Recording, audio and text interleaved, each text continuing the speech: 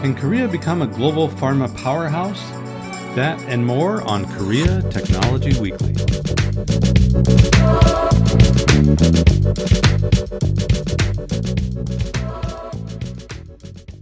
Hi, I'm your host, Dr. J.R. Reagan. In this episode, we'll be discussing South Korea's pharmaceutical sector as it becomes increasingly innovative and attractive to foreign investment. South Korea will invest a total of 2.17 trillion Korean won, which is about $1.92 billion US dollars, in national novel drug development projects over the next decade, with 1.47 trillion Korean won from the government and 70 million Korean won from the private sector. The Ministry of Science and ICT announced a plan recently, along with the appointment of a new head of Korean Drug Development Fund, or KDDF. The fund will explore effective and lead compounds and support drug development processes that span non-clinical and early-phase clinical trials. The government aims to create global blockbusters with annual sales of more than 1 trillion Korean won and fuel Korean novel drug pipelines. The Ministry of Food and Drug Safety, or MFDS, announced that South Korea's pharmaceutical market size was estimated at 24 billion Korean won in 2019, up 5.2% from 23 billion Korean won in 2018. The average annual growth rate in the past 5 years was 7.1%, 3 times higher than the overall average manufacturing growth rate of 2.4% during the same period. Korea's pharmaceutical market in 2019 was mainly characterized by an increased share of finished drug manufacturing and domestic production of new drugs, a steady growth of drug exports, the growth of domestic biopharmaceutical market, and the expansion of exports focused on biosimilars, as well as a continued increase in drug imports. After the roller coaster ride of COVID in 2020, South Korean pharma companies are hoping for better years ahead. Rapidly expanding companies, including Celltrion, are poised to return to sharp sales growth in future years, helped by the launch of new biosimilar products. South Korean companies have become first movers in the global biosimilars market and have a large impact on South Korea's exports of biologics. However, competition in the international market is intensifying as originators such as Amgen are jumping into the sector. In other areas, cell and gene therapies will continue to be under the spotlight, particularly as new cutting-edge biologic laws will be implemented in South Korea in the future. New legislation is expected to be introduced to support and manage the safety of such regenerative medicines and biologics. The country hopes to reduce the gaps with major countries that have already had separate legal frameworks and regulations for cell and gene therapies. The pharma industry expects the new law will help to reinvigorate R&D of innovative biologics and boost open innovation between biotech and pharma companies. South Korea plans to invest more than $1.7 billion in its biotechnology and biopharmaceutical sectors over the next 5 years to attract foreign investment. The latest move is consistent with the country's 4-year plan, which aims to position the country as a global biotech and medical industry hub by investing more in R&D. However, the latest investment is more towards biotechnology and biopharmaceutical sectors and not the medical industry. The South Korean government is supporting its strategy to become a global biotech by using its excellent infrastructure and workforce, along with top-level clinical study capabilities and IT platforms. This will further support new collaboration in the overall pharma space. The country's pharma industry is now poised to grow further due to its preparations to manufacture large amounts of COVID-19 vaccines for domestic and foreign markets.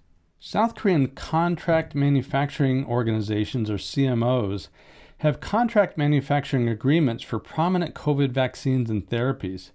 There are more than 1,000 vaccines and therapies in development for COVID-19, of which more than 500 are in clinical phase, providing ample opportunities for Korean CMOs.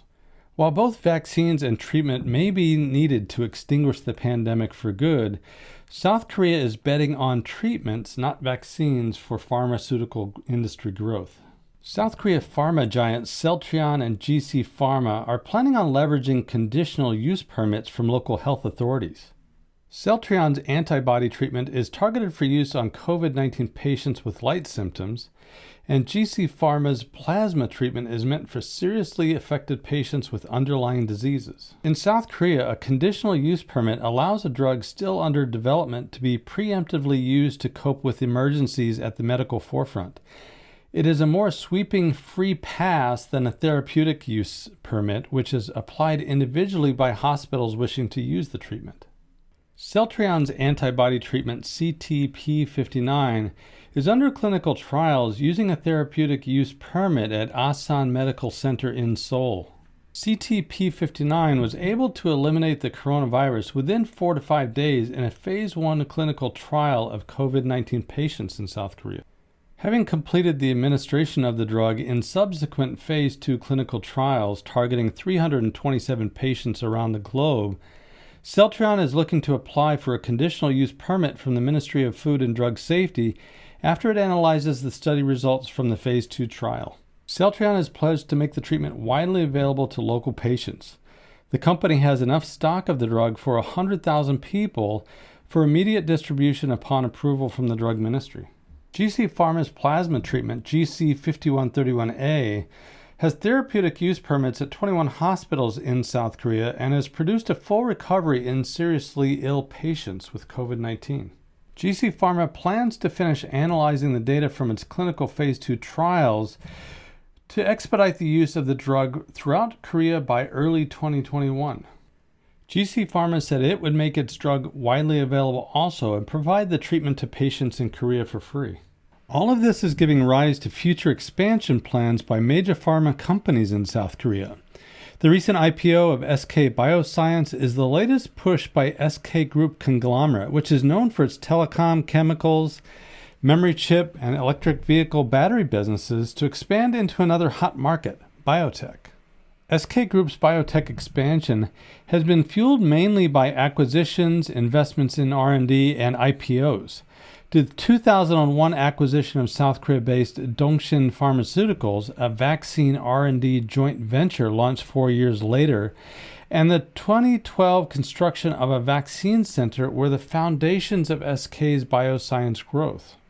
SK Group, South Korea's third largest conglomerate by sales after Samsung and Hyundai, added to its weight in the medical field when it took biotech subsidiary SK Biopharmaceuticals public. The company raised $800 million and its shares soared 30% on its debut. The listing of SK Bioscience, SK Group's latest biotech push, comes as the company agreed to produce COVID-19 vaccines for AstraZeneca and Novavax in Korea. In November, SK Bioscience received regulatory approval to begin human clinical trials of its own coronavirus vaccine. Conglomerates of SK Group's scale can nurture new subsidiaries, including pharmaceutical companies, by sharing management talent, distribution channels, and promotion across business units. Samsung, South Korea's largest conglomerate, had called biopharmaceuticals one of its 5 future growth engines more than a decade ago.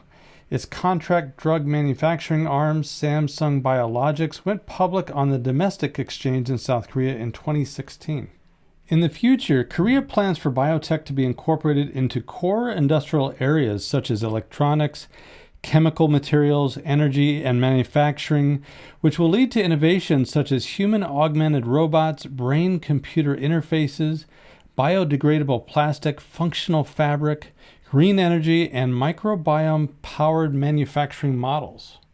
Biotechnologies paired with information technologies could propel advances in data networks, artificial intelligence, and electronics, and yield big data-based personalized medicine, real-time monitoring of patients, AI-enabled development of medical devices and novel drugs, and the semiconductor-powered early diagnosis of illnesses. The COVID-19 pandemic nudged the world to give Korea a second look for its ability to mobilize biotech and medical resources for fast diagnosis and quarantine. Korea is poised to become a global pharma powerhouse. That's all for this week's show. Follow me on Twitter or LinkedIn at Idea Explorer or my website ideaexplorer.com. Feel free to leave comments or suggestions about the show and tune in next week for more news and trends about Korea technology.